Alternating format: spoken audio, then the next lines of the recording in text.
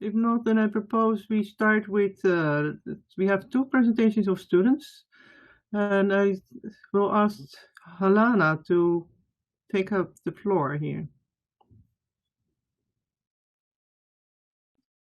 Halana, yes. Can you hear me? Yes. You hear me loud and clear?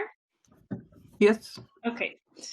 And then I'll just start. So welcome everyone to this webinar of chemistry, this online master day. My name is Halana and I will guide you through my masters. Currently, I'm a second year master in the research specialization. So I'll just guide you through my path, which I chose. Yeah, so for a first short introduction, well, my name is Halana. As a bachelor's, I did the molecular science and technology, MST, the joint degree in Leiden and Delft. And after that, I chose to do the master's chemistry here in Leiden.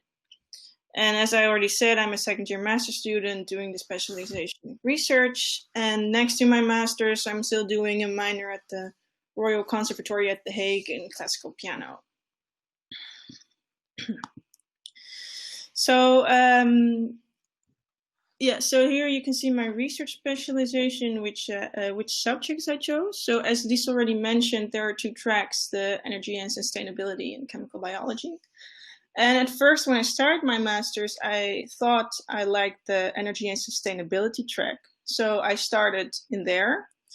And I chose the core courses of the ENS track, which are, as you can see, the heterogeneous catalysis, photochemistry, spectroscopy. But then after 4 months, or after the first semester, I decided to switch to chemical biology. And then I went on with the core courses of this track, which are advanced medicinal chemistry, chemical biology, non-organic chemistry, etc. And then I decided to let my core courses for the ENS track count as electives.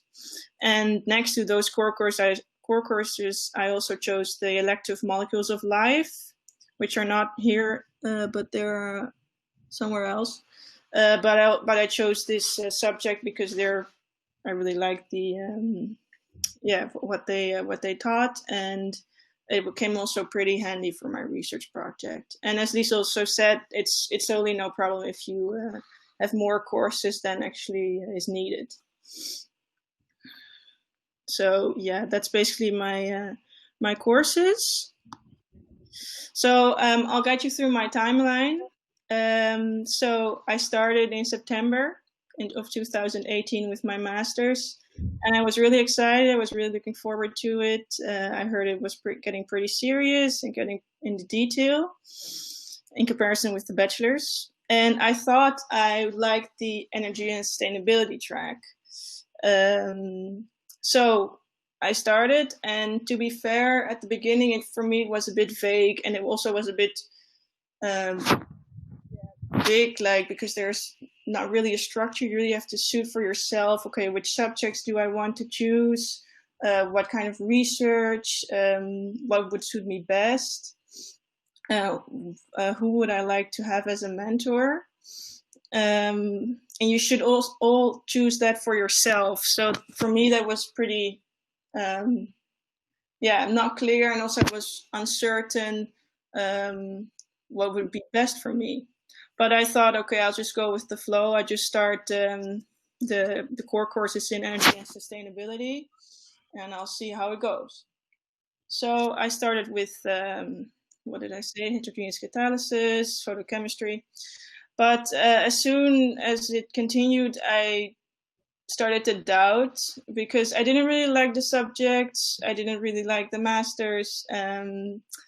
It was pretty boring, and I was actually really doubting if I had chosen the right path. Yeah, if I had chosen the right masters, I was actually doubting if chemistry was really my thing.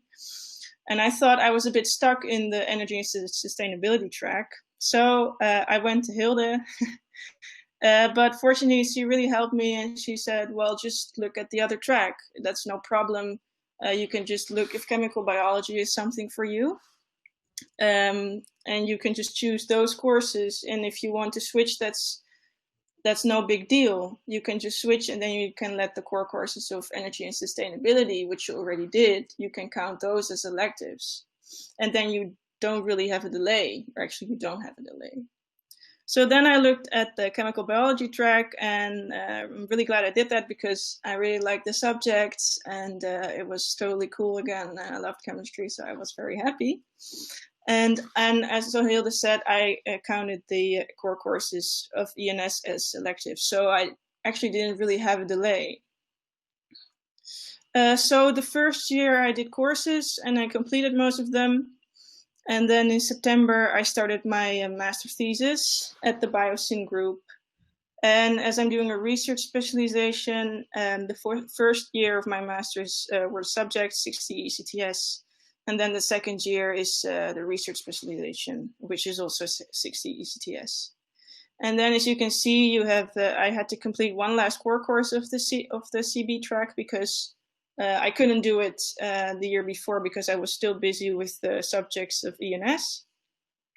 And then suddenly in March, we all had to go home because of this Corona thing, which is quite pity, but we have to deal with it. And now I'm writing my colloquium, my literature essay. And I really hope that at least in September we can go back to the lab so I can continue my research project. But I hope it's going to be earlier, but we'll have to see that. And then for my future ideas, I would like to do an internship abroad somewhere, a research project somewhere else where I can learn other stuff from other labs. And that would also be extra ECTS. But yeah, we'll have to see how it goes with this COVID. So yeah, that's basically my master's, how I went through it. And I would say that you shouldn't worry when you start subjects or when you start a track. You shouldn't worry like, okay, this is going to be it for my whole master. Sometimes it's totally no big deal if you switch. I would say that's all possible. Everything is possible. That's why it's so flexible, this master's, and that's why yeah, that really helped me, so to say. And I also chose, when I started my master's thesis, then I chose a mentor. I would recommend you would do it at the beginning because he or she can also really help you plan your master and see what your ideas are and stuff. Yeah, just a quick look on my master's thesis. What I'm doing at the Biosyn group is I'm synthesizing covalent irreversible inhibitors. And my goal is that they have a cyclic sulfate warhead, as you can see here. Oh, fuck. Well, as you can see there. And the cyclic sulfate warhead is making my probes or my compounds more electrophilic.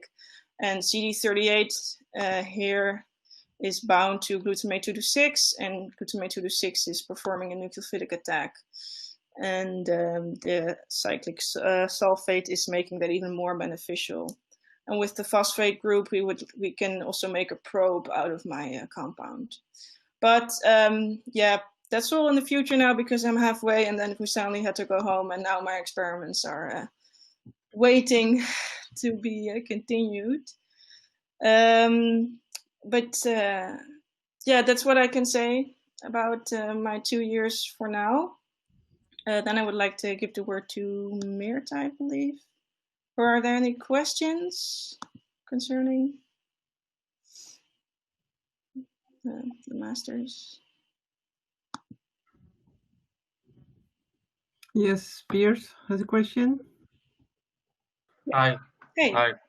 Yeah, so this mentor that you were talking about, so Yeah. you said to choose it in the beginning. So are you meaning like directly in the beginning before you even get to the university, or can you do it throughout the first quarter or something?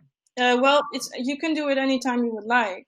I mean, I chose it at the beginning of my second year because then I was sure where I would want to be. And at the beginning of my master's, I chose ENS, but then I wasn't really sure if I would like it. So then I also didn't choose a mentor. So I also didn't have anyone to talk to actually, except Hilda, of course. But but you can also always switch from mentor, so to say. Okay. So you can start off with some courses and then do it later on as well. Yeah. And nothing is fixed. So yeah, it doesn't matter if you choose something and then you think, okay, I'll switch. That's fine. Okay, cool. Thanks. Can I add to this answer is that in November we organize a market where you can see the research of different groups and where you can also talk to staff members to find a master, the mentor. Right. Any other questions for Halana? If not, then we go to Mirta.